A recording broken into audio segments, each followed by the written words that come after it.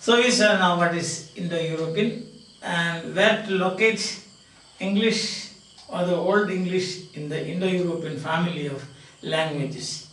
Directly descended from Anglo-Frisian.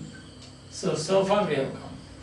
Now we have got a very stupendous task of bringing English to England, because English is not the native language of the English people or the England, for example, for England, not English people but England.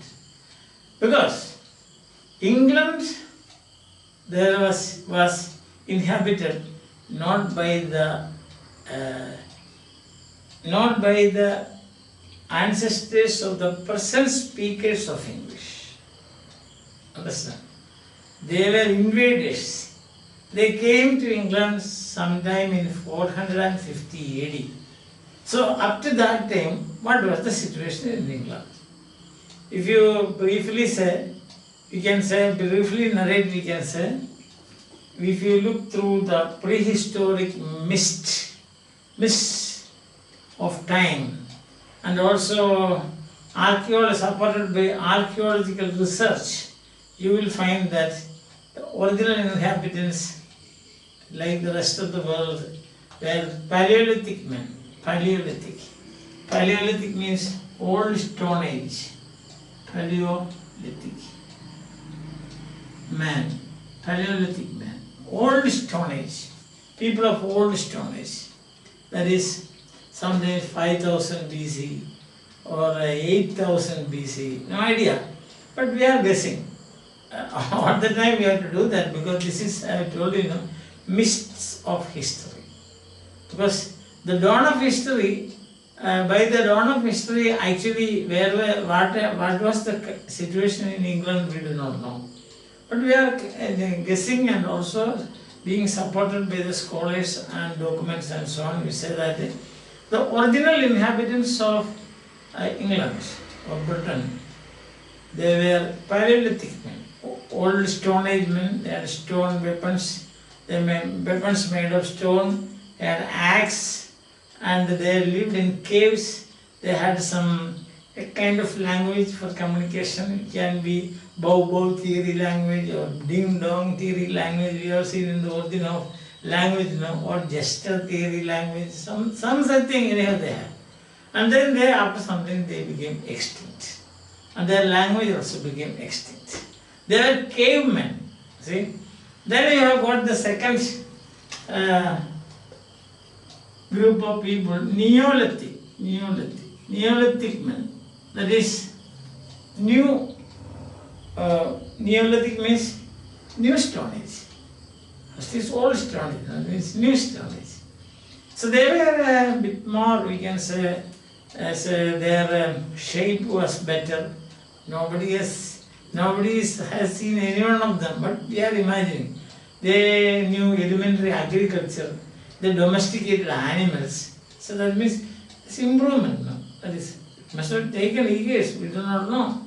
So, and they also had some kind of language. Maybe it was a better one, so they started speaking poo-poo theory. You remember all those things, no? Poo-poo theory language. Okay, they also had a language. After some time, what happened is they also disappeared. We do not know what happened to all those people. See? The first people, as A.C. Bow says, Albert C. Bow, Albert C. Bow, he says, the first people in England about whose language we have definite knowledge are the Celts. Very important. We can take this down. See, quotation, A.C. Bow, the first people in England about whose language. Please take this down for your exam, this is very important. The first people of England about whose language we have definite knowledge. We have definite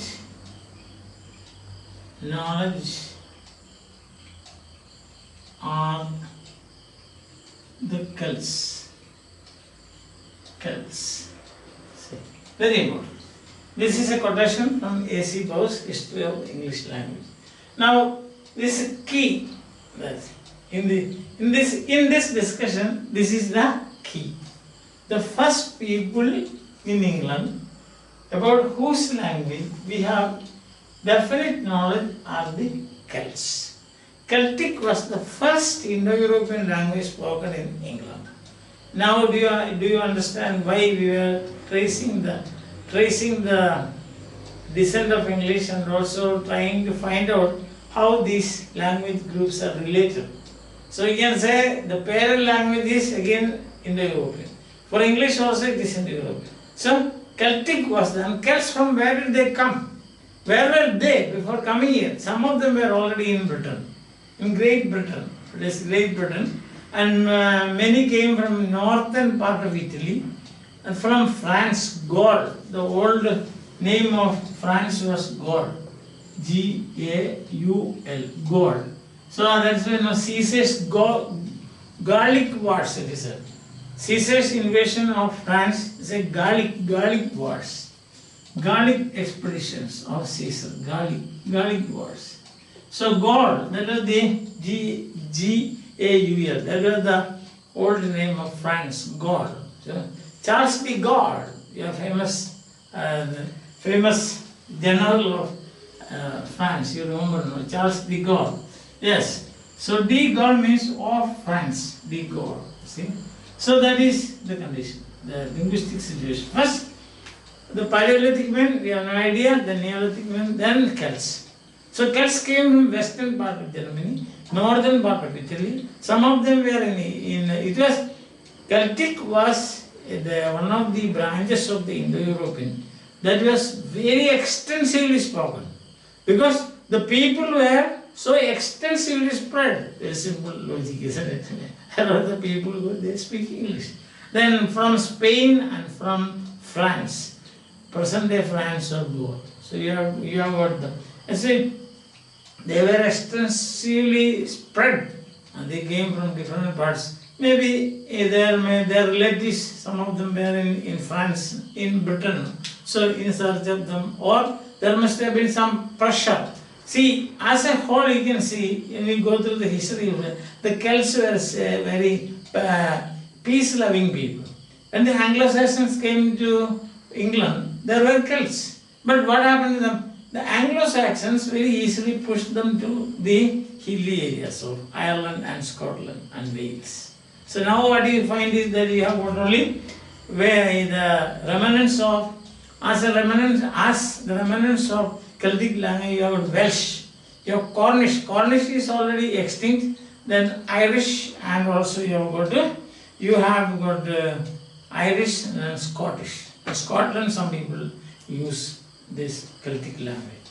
Unimportant these days, see, because as I already told you, these people have been pushed to different corners, and see that they are almost, their importance has been reduced. That is the reason the language was.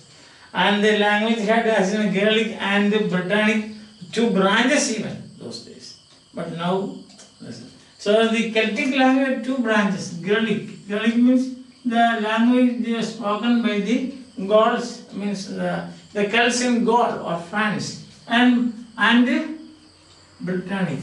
Britannic, the language spoken, Celtic language spoken by the those people who were in England and northern side. Because northern Italy, I told you, some people came from there. That's the thing. So, and the coming of the Celts, that coincided with introduction of bronze, some people say. We do not know whether it is true or not. Some people say like that. We believe it till we have got another hypothesis by somebody else. Okay, is that clear? Now we have seen about the linguistic situation. First is Paleolithic. Paleolithic, that is old Stone Age. Second is Neolithic, new Stone Age, Neolithic. And third we have got Celts, using Celtic. About these people language we have no idea, absent. They might have used some language, something based on poo, I have already told you. Yes. But in this case we know Celtic. They were speaking an Indo-European language. So the first people about whose language we have any definite knowledge are the Celts. And Celtic was the first Indo-European language spoken in England and not English. Is that clear to you? Sometimes you will get questions in UGC test, or you will get an interview. Some scholars. If there are some scholars who are interested in linguistics in the board of interviewers, they will ask you this question. It was asked to me. I still remember this. So it was, what was the first language spoken in England? So naturally we will say, oh, it's English. No, it is Celtic. And Celtic is an Indo-European language.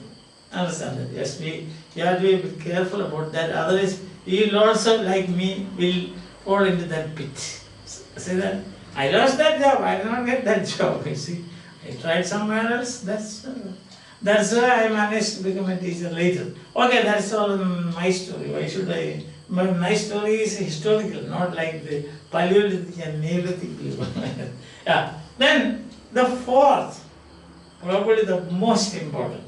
Say from 55 BC, 55 BC, BCE, BCE means before Common Era, not before Christ. If you say BC, it is before Christ, and people, some secular people, they don't want this religious references, and therefore now they say BCE, before Common Era, up to 410 AD. England was under Roman occupation. Fourth, Romans. And by 410 AD, they withdrew from the shores of Britain. They withdrew from, they went out. They said, bye, it's enough for us. We don't know, because it may be because the pressure from inside or some outside forces, or that the Romans themselves, there might have been some problems, some internal problems. Anyway, whatever happens, this by 410 they went away from England, took the language. So the point here is, this we don't know anything about that, Neolithic we don't know, but here Celtic, and now Romans, when they came and they occupied the island for some time, that is about 4 centuries we can see. 4 centuries, they brought Latin with them. Latin. So, the second Indo-European language was spoken, that was spoken in England was Latin language. The vulgar Latin, not Cicero's Latin or Virgil's Latin. Vulgar means spoken, vulgar that's a colloquial spoken language. Understand? Yeah. So that is the situation here. Now, a brief story. It's like a story. 55 BCE, Caesar was in Gaul, means France. Then he had his expedition there. Then he thought that these Celts, they are related. Some relationship is there between them. So he thought that these Celts will sometimes help their brethren or their relatives in Gaul, and it will create a problem. So to intimidate the Celts in Britain, England, he came up to England, and then he there's a kind of expedition. This is not an attack. They marched into this and then intimidated them. See, they threatened them. Don't do anything to support those people, otherwise I will finish you also. And the interesting thing about England is at that time, that is when the Paleolithic and Neolithic men used to live in England, there was no English channel. The North Sea was only a river basin, and a bigger river basin, that's all.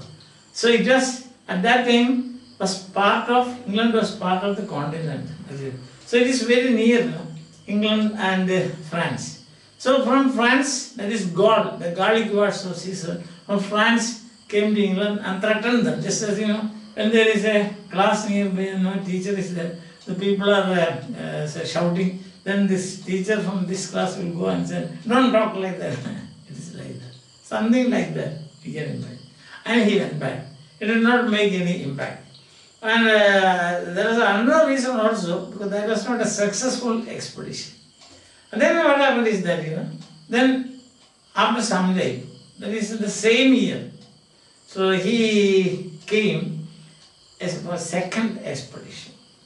And there he remained there for some day, and that also for collecting taxes, what you call tributes, tribute. And he managed to collect some money, etc. And for some time the Romans remained there, and after that, after say a few years or so, they went back again. It also was not a very successful expedition as far as Julius Caesar was concerned, because it was a side business for him. Understand that? Then in AD 43, Emperor Claudius, AD 43 it is, 43 AD 43, Emperor Claudius, can you see this? Okay, I will write it here. Claudius, you see, Emperor Claudius sent some 40,000 men, not one or two, 40,000. It was really an invasion, and they settled down. And they Romanized Britain. That means language, Latin language, then highways were built, lesser roads were built, houses were built, baths were built, Roman villas were built. See, Roman ways of the culture, for example, they imported the culture there, and by this time the Celts were very much intimidated. They were afraid, so they moved to different corners, and Latin, people started speaking Latin. See that? Tacitus, the great Roman senator, and Tacitus, Tacitus,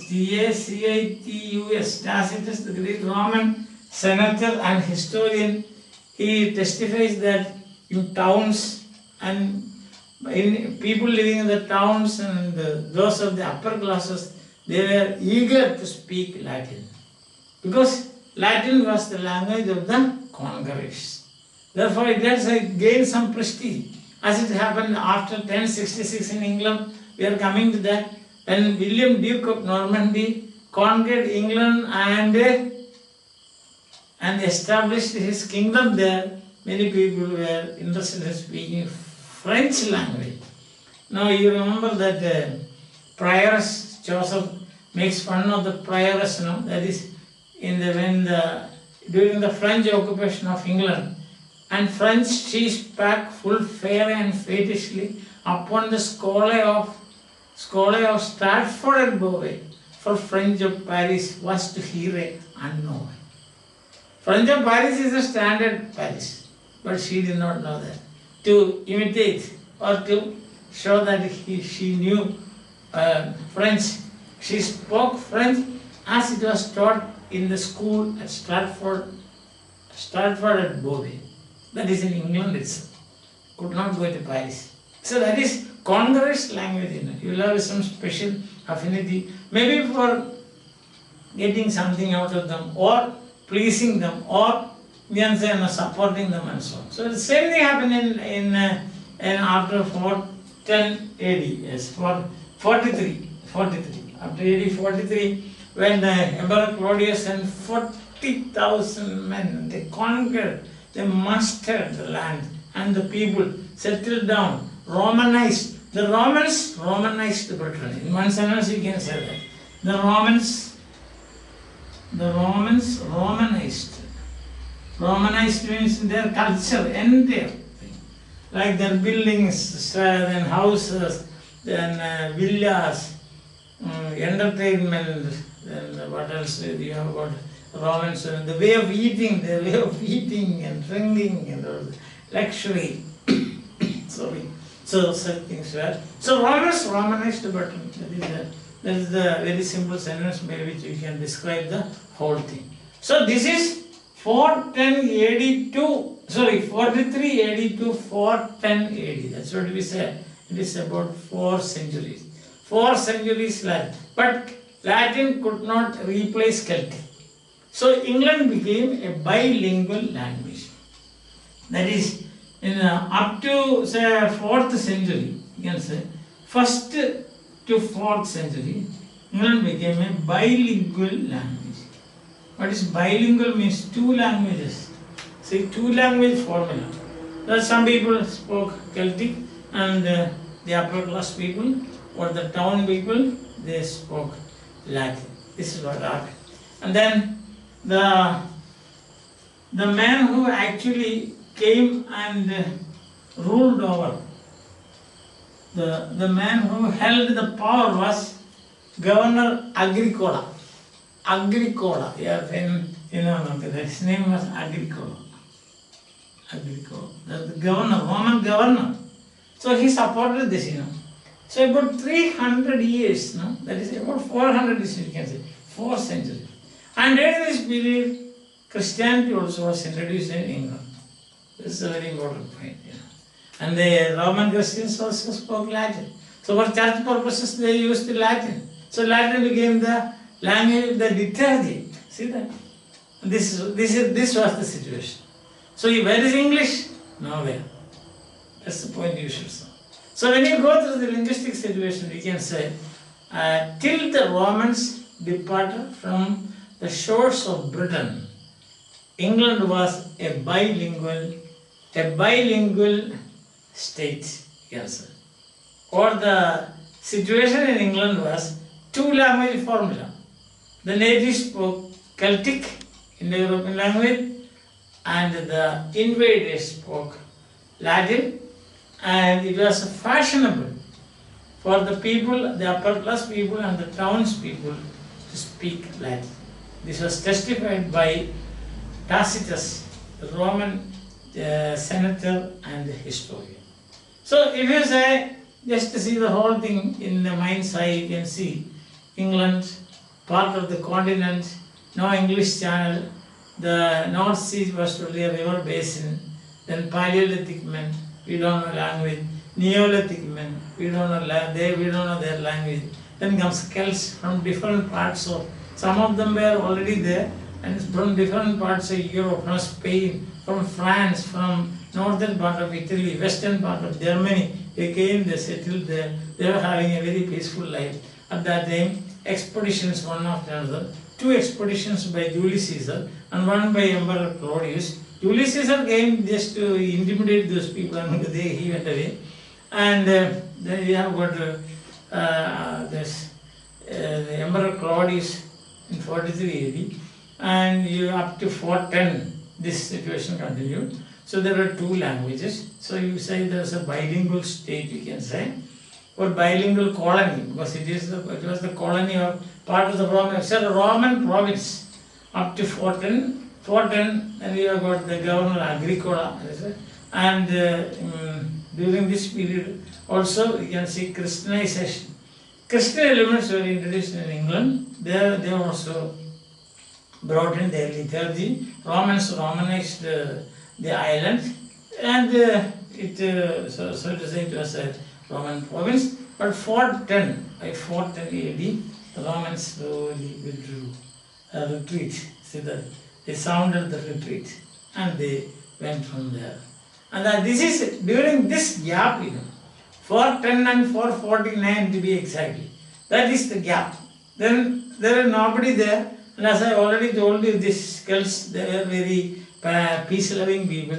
Into this situation rushed in the Anglo-Saxon tribes, Anglo-Saxons and Jews. So the Anglo-Saxons and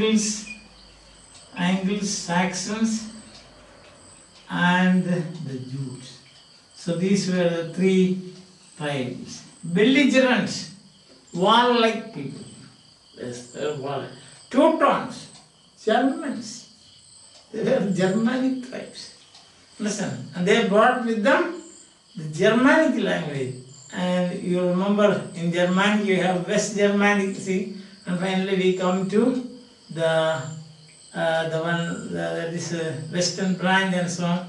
And then you find Anglo-Frisian England. So these people, they were speaking but what we today call Old English or the Anglo-Frisian.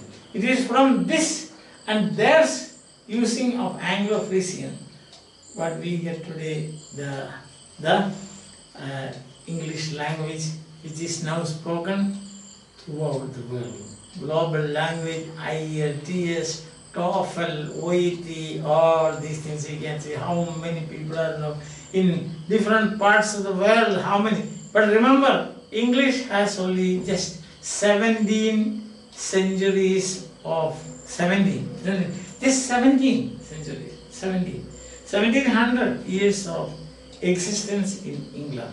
It was introduced in 450, now it is to 21st, 22nd, so it is 17 or maximum 18 years of existence. When you compare the history of the world and history of the world and history of the English language, it's only a tiny period of time. It's a tiny period of 1700 years is nothing. But during the 1700 years, it grew, expanded, different places, colonies, all colonies you have English, America, Australia, and different places.